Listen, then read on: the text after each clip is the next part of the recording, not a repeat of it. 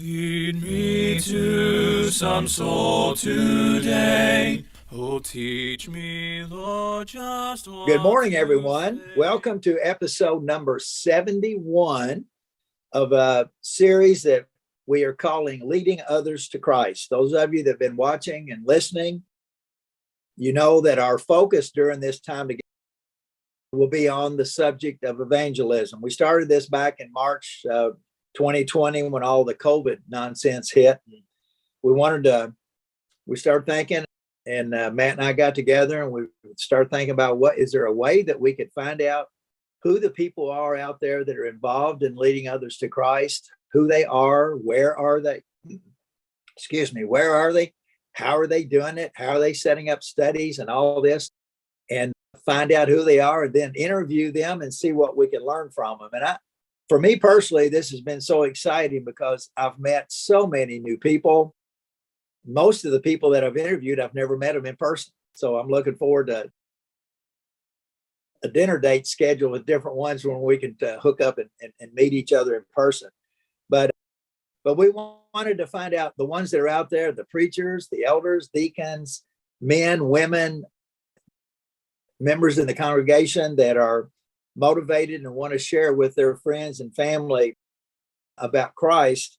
And that's what we're doing with this. And as I said, I have a lot of new friends, and we've really come to appreciate the seriousness of this work. Not that we didn't appreciate it before, but I think we're living in every time is unique. I know that, but we're living in a time now that we're hearing this all the time. There's a shortage of preachers. Congregations are closing their doors, and I'm not being negative. I'm just being real here with what's going on. And in so many places, there's no teaching been going on as far as reaching out to people in the community. So we're trying to stir people up. We're trying to get people on fire again. If they've never been on fire, try to get them on fire in the first place to recognize the opportunities that they've got in their various communities. My name is Dan Barker, and I preach for the Creekside Church of Christ in Franklin, Indiana, and I also serve as one of the elders. Those of you, I say this about every time, I'm passionate about this subject, and I have been ever since I obeyed the gospel when I was 21 years old in Owensboro, Kentucky. And I've always tried to get my hand on anything written that I could find, listen to people that, how are they teaching and how did all that come together where they were able to have a study with that person. And I'm always reminded, I try to remember this every time, what Paul said to Timothy in 2 Timothy 2:2. And he said, and the things you've heard from me among many witnesses, commit them to faithful men, obviously, and women, who will be able to teach others also. And then later in that same chapter, Paul's talking to Timothy about being useful for the master. And I remember a long time ago when I first saw that kind of touched me. And Lord willing, we are being useful for the master because that's our goal, one of our goals. All right, enough of me talking here. Let's get started today. We're really excited. And we've only done this a couple of times, but we have a couple today that we're interviewing. We have Jill and Tim Anderson with us. Hey, guys. Hello. Hello. Hey, good to see you two. It's really good to be seen. There you go. Anyway, I really appreciate this program. It's important to get people involved in bringing others to Christ because that is the mission of the church. Yeah, it really is. And we were talking just a little bit before, but it's funny how connections but with your daughter Ada and your granddaughter Gabby, my wife and I were at a graduation party the other day, and we ran into them, and I hadn't seen them in a few years, so it was great to catch up. And while we were talking, Mom and Dad's name came up, and I went, "Where are they?" And so that led to us. So we have to give a shout out to Ada and Gabby for this interview even taking place. And then also, I know you guys had a full schedule this morning and you made some changes so we could do this. So thank you and whoever you were meeting with, thank them for making that change. Listen, Let's start with Jill. I know y'all have listened to a couple of the podcasts. I always start out with what I call the old elevator pitch, or the short bio. Tell everybody who Jill is, for example, where you were born, how old you were when you obeyed the gospel. Bring us up to speed, Jill. I was born in Ottumwa, Iowa, and my family moved to Northwest Indiana when I was 6 for work. My dad had a job in Chicago. I was raised in a denomination, and I was never even exposed to the Church of Christ till I was 16 when I started dating Tim, and he took me to church. And I knew a lot of Bible from the denomination because I learned a lot of Bible stories, and they didn't have a twist on them. That's why it's so very important to teach our children basic Bible stories, because I had a lot of Bible background. So when I went to the Church of Christ and they would preach things I didn't agree with, I would go home and I was going to prove them wrong. But of course, over and over, I never could do that. I didn't obey the gospel till I was 22. Tim and I had already been married for 4 years, and the kids were little, 2 small children at the time. But I had successfully pulled Tim away from the church quite a bit because I didn't help him and I didn't go. And Ada was a very colicky baby. I had a colicky newborn and a toddler. And it was a Sunday morning, a rare Sunday morning when the kids were both asleep, and Tim was exhausted from working all the time, and he was asleep. And I was up about 9:30 in the morning, and I looked across the way. We lived in a subdivision, to a house where a small family like ours, were obviously up and going to a service of some kind. And when I seen them, I started to cry, and I thought, you have successfully mission accomplished. He doesn't even wake up now. And I knew it was true, and I knew it was real. And from that point on, I got pretty serious about it. And after I was baptized, my goal was, no matter what, I would support him so he could be the best Christian man he could be. That was my goal from that point forward. And that's basically my story. And I'm so thankful I met him, and that he taught me the gospel, and that I learned the gospel. And we also had a man, John Quinn. Do you know John Quinn? Yeah. He studied with us.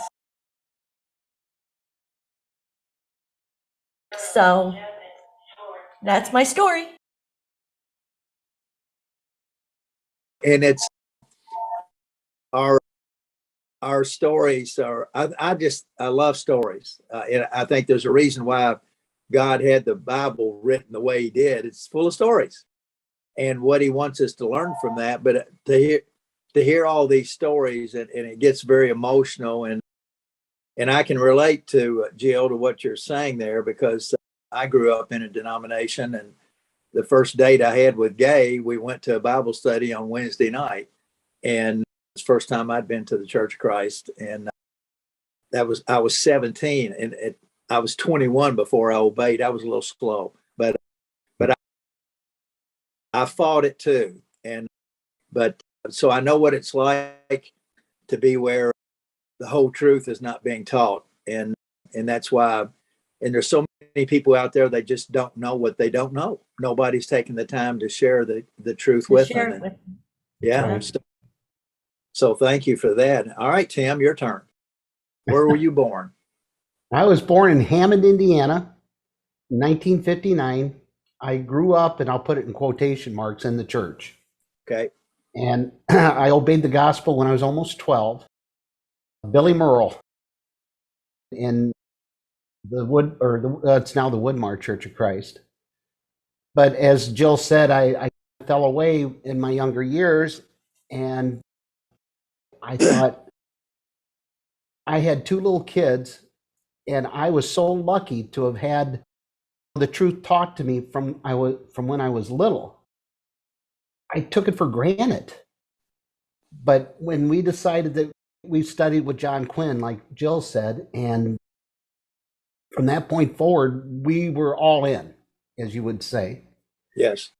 We started worshiping in Valparaiso. We wanted to take our kids where they had elders, and they had 3 great ones. Yes. So the encouragement that we had was unbelievable at Valparaiso. And I became a deacon some years later. And then I served as an elder for 15 years. And we started coming up here in 1996 on vacation. And it was a beautiful place, but there was no churches. They had a small group that was worshiping in Sault Ste. Marie. But even before that, there was nobody. We went to Canada. And I found it interesting because in Indianapolis and Kentucky, and you could throw a rock and hit a church, but there was nothing up here. And from the very first time, I started thinking, there needs to be people up here working. And I thought, other people. Because it's cold up there. There are also souls up here. I retired from UPS in 2010. Bob Hewlett had passed away, and Steve and Lyle and myself were serving. And I told the other 2 elders, I said, we need to get some other elders because I'm seriously thinking about going north and working.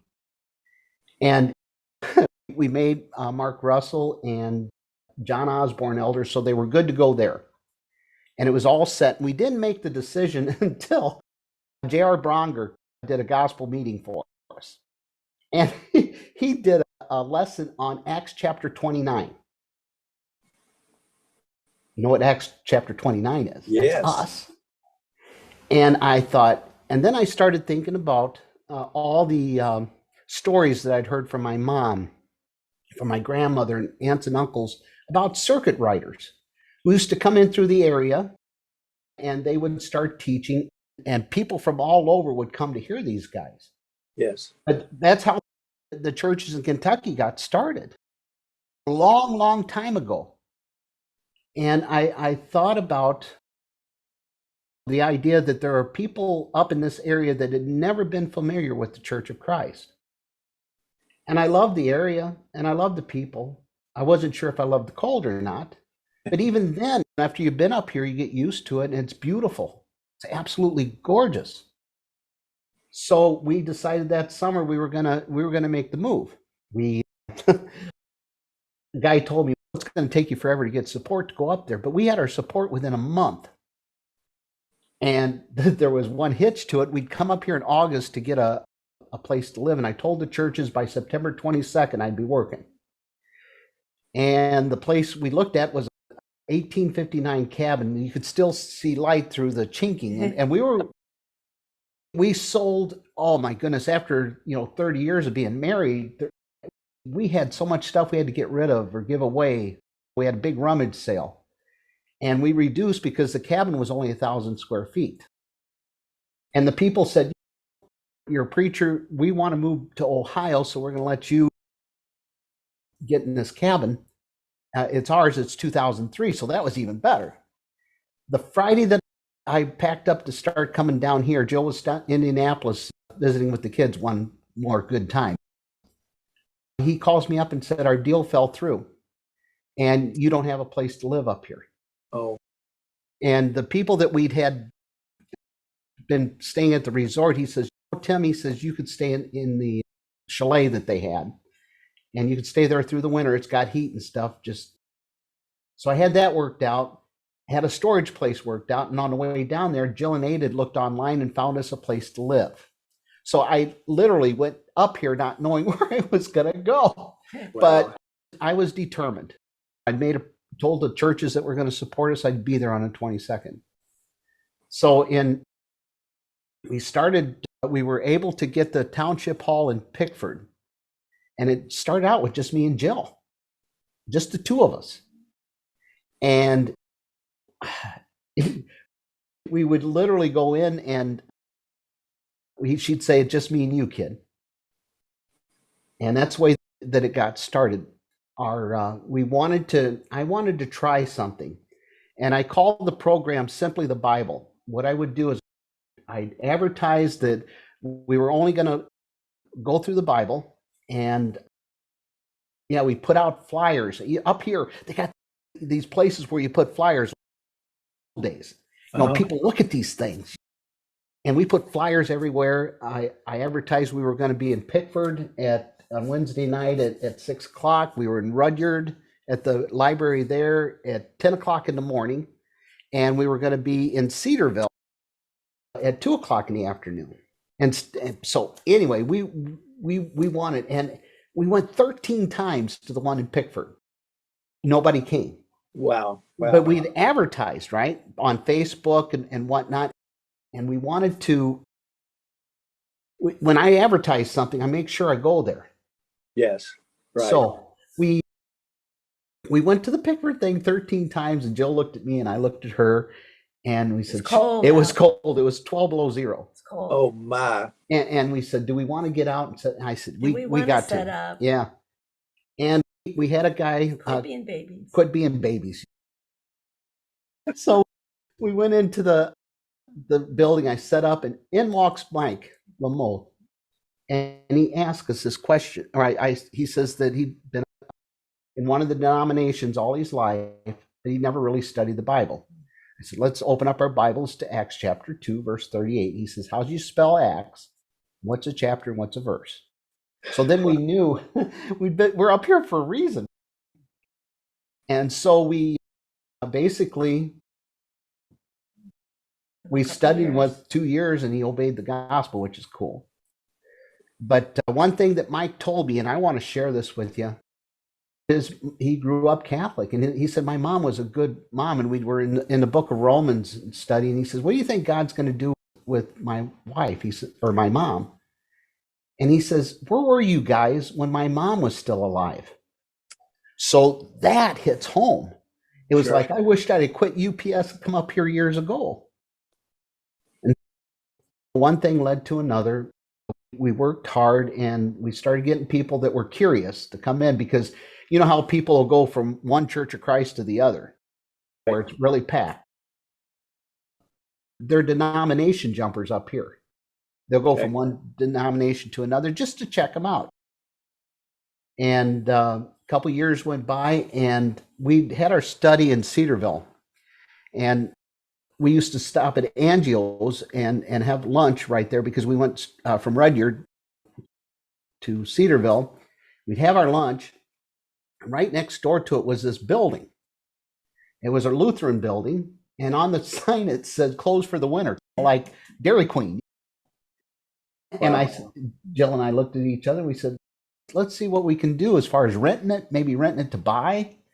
And with God's help, and I don't believe in accidents. I believe in the providence of God. Yes. If you really put your nose to the grindstone, the good Lord's going to help you out. Absolutely. So anyway, we called him up, and it says, it's funny that you called, because last night we decided to sell this building because there's only 6 members there. And we bought a building on a busy road for $40,000. Wow. And the guy that helped us, we got the church started in Pickford, we had to make it legal in the state of Michigan. The lawyer that helped us out with this, and this is very important, he says, I don't charge churches for my services. But when we went to go buy the building, we didn't know that, we seen that we weren't charged for the legal title work and stuff. And when you go into a place like that's not familiar with the church, if you act a fool, you might as well pack your bags and go back home. You've got to go into the community. You've got to get involved with the community. You've got to understand the characteristics and how they feel about people. You got to be kind. I always preach you can't be a jerk and be a Christian. It doesn't work. Doesn't work. No, it doesn't. And so anyway, come to find out that the lawyer that was taking care of that was also the lawyer that set us up as a church, and that he was also on the board of directors who decided who got the loans and who didn't. So, yeah, in fact, they said, we had $3,000, I think, and in the thing, and he says, we want you to hang on to your capital just in case you had trouble. Wow.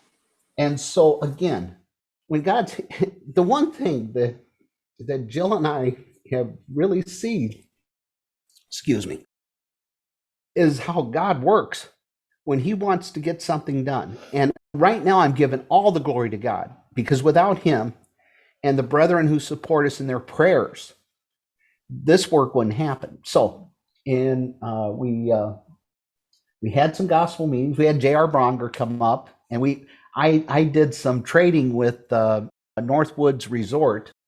They had a building, and if I went in and did some photography for them for their sleigh rides, we could have the building for a gospel meeting before we got our building. Yes. And so they like to trade up here, which is really nice. We bought the building, and we closed on it the last day in July. And Steve Niemeyer come up and give us our first gospel meeting in the building, which was so cool. And then the next year we had Mark Russell come up, and then we didn't have anything during COVID. Then we're gonna have Steve. And then now we're gonna have Dave Bunch. We had Steve last year again. He come up, and Dave Bunch. I think you probably remember him. He's coming up to do that. So we had people from Indiana come up and support us for the gospel meetings. Yes. But there's one thing that we did that was really cool, was we set up a booth at the Chippewa County Fair. Okay. And everybody in Chippewa County walks through this building, and we got to meet people. And we set up a deal where that we had 3 different Bibles. We had a King James Version, ASV, and an ESV that we raffled off for nothing. But we got contact information so that we could send that out to people when we were having our different things. Yeah, we sent out 100. In October, and we always have our Give Me a Good Old Gospel Song, where we invite people from the community to come in, and I bill it as we're singing all the old songs, the Fanny, Bryce, all the rest of that kind of stuff. And it's a cappella. So the denominations put it in their bulletins. Wow. So when they came, I got to tell folks about the gospel, the plan of salvation. And I would encourage all the churches around, at the end of your sermons, please give the plan of salvation. Oh, yes. Yeah. That is just so important for people that had never been to it. They've never heard this kind of thing. We also try our best to get out in the community, door to door, knocking, this type of thing. But it's important to get excited about what you're doing. We don't really appreciate the idea of God putting people in front of us who have never heard the gospel. It could be anybody out on the street. Everybody that I look at, it could be an Ethiopian eunuch, Sure. or a Philippian jailer, or whatever it might be. You've got to get out there and understand the gift that you were given. There's so many things there that you said. We don't have time. Maybe we do another interview sometime. I'm so sorry.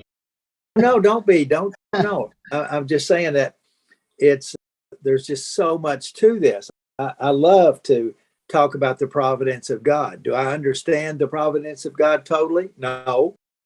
But there's so many things that you said there, and so many things in our lives.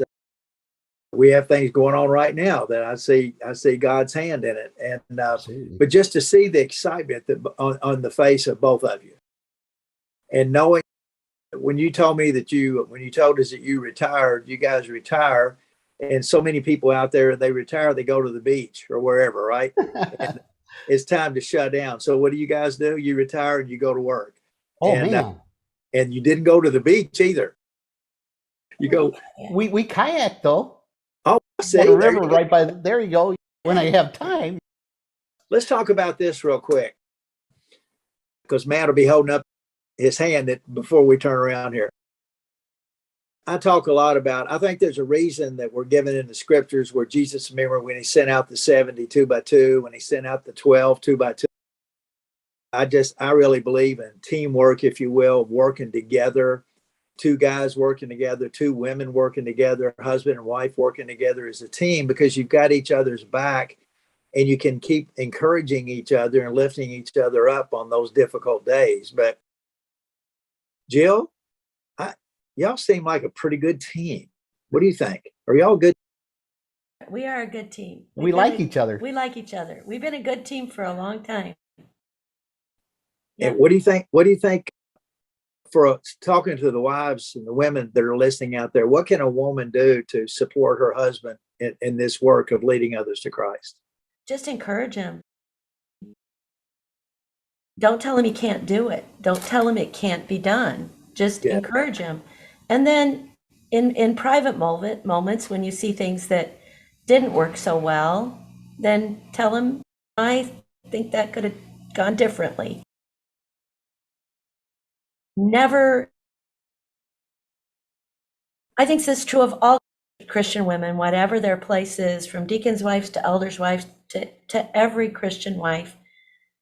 Don't discourage them in public ever. Always encourage them. Always encourage them. And I just think there's a lot of women out there doing that quietly behind the scenes. I know so many Christian women doing so much for their husbands behind the scenes. And be happy with your role. Your God-given role. It's a good one. That's good. That's good. The Bible talks a lot about this, but we need to be encouraged so much. We understand. I tell everybody I'm 76 years old, but I'm still a work in progress. I learn something every day. But just to keep the energy going. And I love Hebrews there 10, 24, and 25. We're talking about where they would come together to stir each other up to love and good work. We need to keep each other stirred up. And that's another reason for this podcast is try to find people like Jill and Tim out there and encourage them in their work and vice versa. And we've talked to people, if you go through that whole list, you mentioned JR. We interviewed JR. I've known JR for years. And just a special guy and a special family. But we want to encourage you to keep doing what you're doing there. And who knows who you're going to meet today? Who knows? You just don't know. Like the meetings that you mentioned, and Matt just held up his hand. But just like the ones that some of the preachers there that you're having meetings with, and the one fella that you said that wanted to know what you guys were all about, and what an opportunity to be able to sit and share with him things that he's not heard before, even though he's been all around it probably in his Bible. He just hasn't, nobody's clarified it for him and shown him what's there. So that's just so good.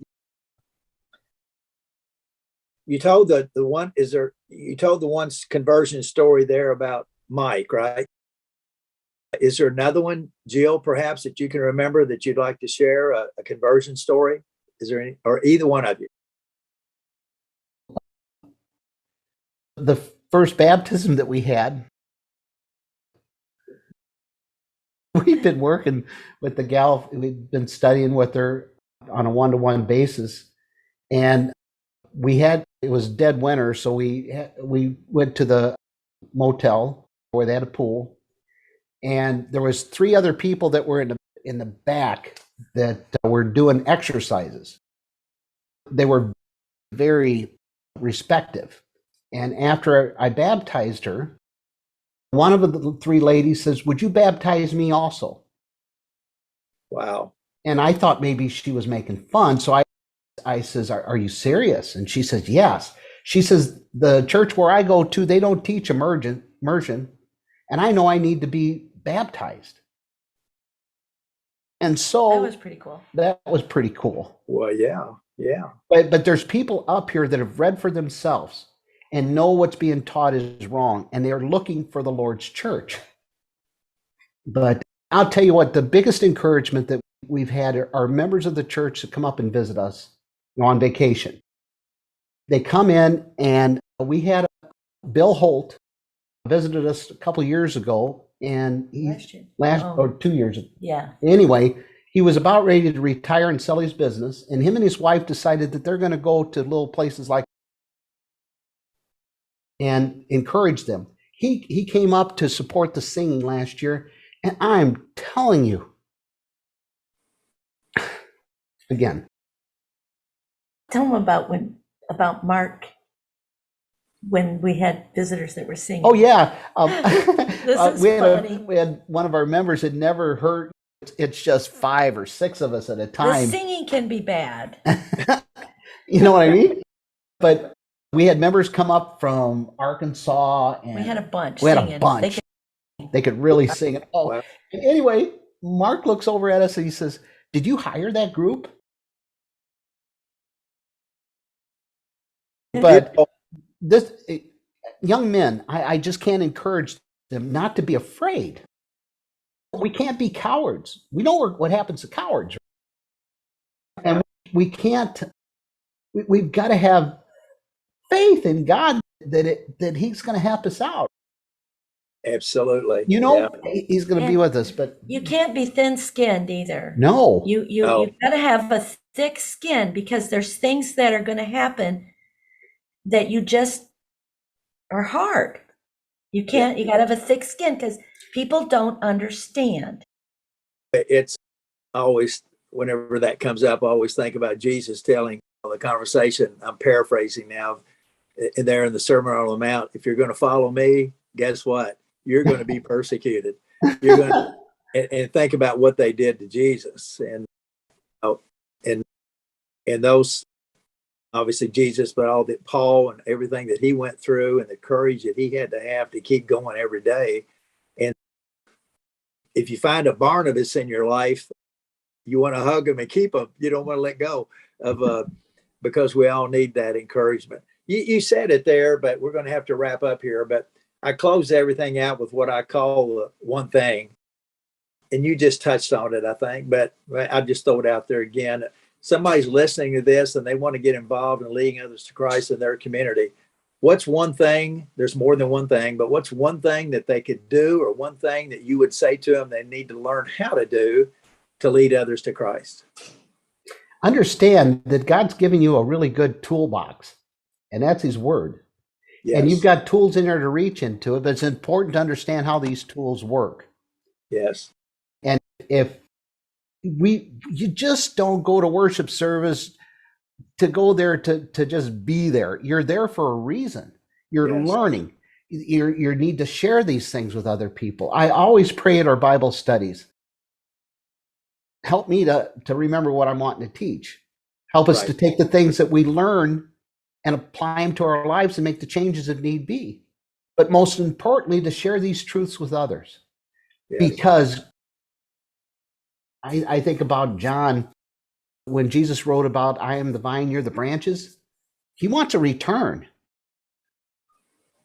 He does. Absolutely. In whatever capacity you can serve that in, he wants a return. Yeah. And there's other parables and stuff that'll go right along with that. Oh, yeah. But don't be afraid. Yeah. Fear is Satan uses that so much. It whispers in everybody's ear. You don't want to talk to them. They won't listen, or what if they say something, or whatever. And yeah, you're right. We can't be coward. So, all right, listen, guys. So what's the temperature there today? 51.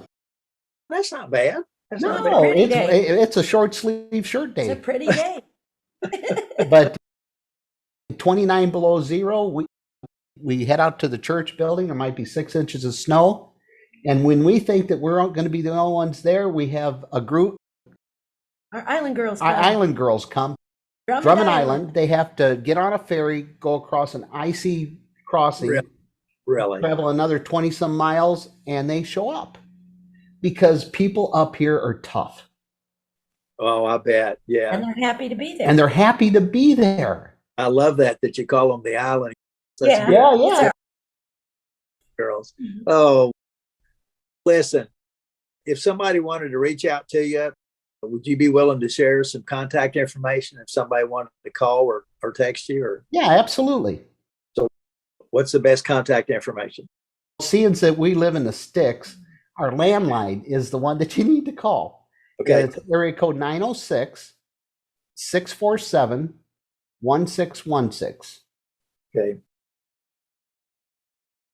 Hey, it's great to see both of you again, and maybe our paths can cross again sometime soon. That would be wonderful. But thank you for adjusting your schedule today. I know you had a full plate, and we appreciate you taking the time to do this.